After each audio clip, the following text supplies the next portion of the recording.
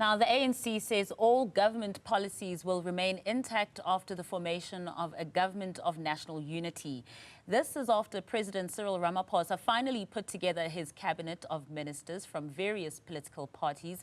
Minister in the presidency, Khumbudzo Ntshavheni, has also confirmed that there is no political party that will implement its policies outside the government of national unity. The new ministers are expected to hold the first cabinet lekgotla on Thursday and Friday next week.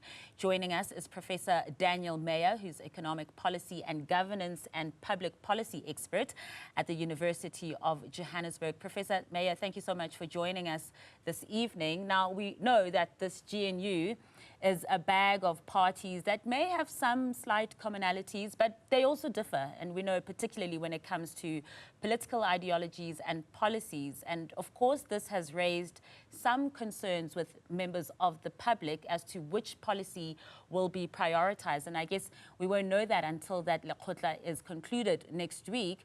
But what are your thoughts after the ANC has come in defense saying there is certainty about policy? Thank you and good evening. My personal view is that we didn't have very much policy certainty over the last 5 to 10 years. In any case, so even with this new government formation, I feel that there could be a little bit of instability in terms of policy. We have got ministers from various political parties which may have different views on policy. For example, agriculture and public works, there's already some statements by ministers that's different to the old ANC policy.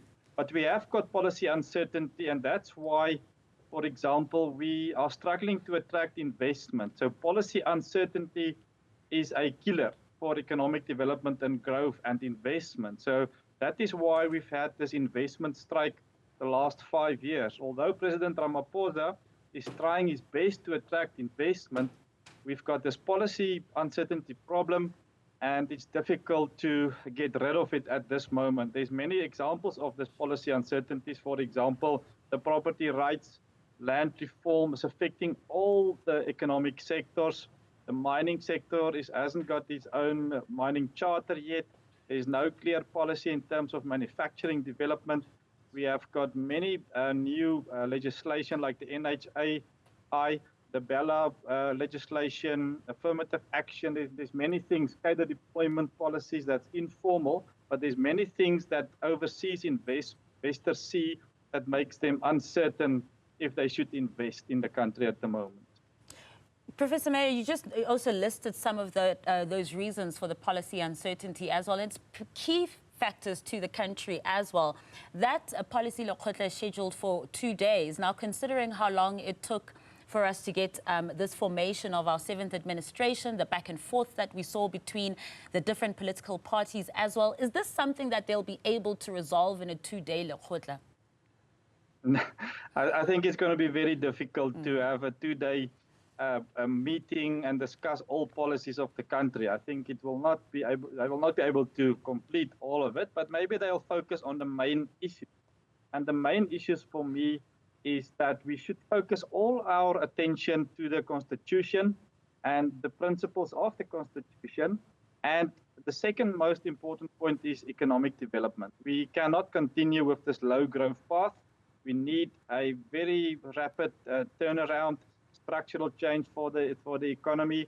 And also we need to put people first. We've got a very highly diverse population with high levels of inequality. And we need to look after everybody. So all of those politicians need to put the people first. And they took the first step in that process by coming together, and it was a difficult process. But we are still on a knife's edge, I think, in my personal opinion, in terms of cooperation between the new cabinet. It's not going to be easy because there's different viewpoints on what must be done in terms of, for example, the economy. But I think for us, the economy is the main thing. If we can get it going, everybody will say, no, look, they are doing a good job. Things are turning around. But we need to see some clear action plans. We don't have a clear economic development plan at this point of time. Since COVID, we've been struggling to get the economy growing again. We haven't seen huge influx of international tourists, for example. we're sitting at the moment in a very stagnant economic situation, and hopefully they can prioritize the right things in this very important workshop that we're going to have. Yeah, and it's going to be quite a tricky one to say which party has the South Africans' best interest at heart when South Africans didn't outright pick any one of those parties in their majority. In that statement as well, the ANC said that there are no sealed mandates where each minister in the GNU pursues their own party policies. What does this mean for those departments that are led by ministers who are outside of the ANC? Does this mean that we go back to the drawing board until they've finalized whatever resolution that they're going to come up with at the Lekgotla in terms of policy? Does that mean by default that we then go with our ANC policies that are already in place and that those ministers who aren't ANC ministers will then still have to implement ANC policies? I think that the new cabinet and the whole team must look back at the early 1990s, where there was the same government of national unity. People worked together for the betterment of South Africa, and it went well for a number of years. And I think they can look back at the success stories there. And I think the DA has taken the ANC to court, as you know, in terms of cadre deployment and things like that. In the government, we need the best people. That is the basic principles of it. And we need good governance. That is what the people voted for. We need good governance. We need government to provide an enabling environment for business and communities to be successful. And this is the big test that we're going to see. Also, the private sector must be more involved in the economy. Less government, more private sector, I would say, will be better for everybody. Because government is not in the game of creating jobs. It's the private sector. So if we can get the right policies, there should be positive signs.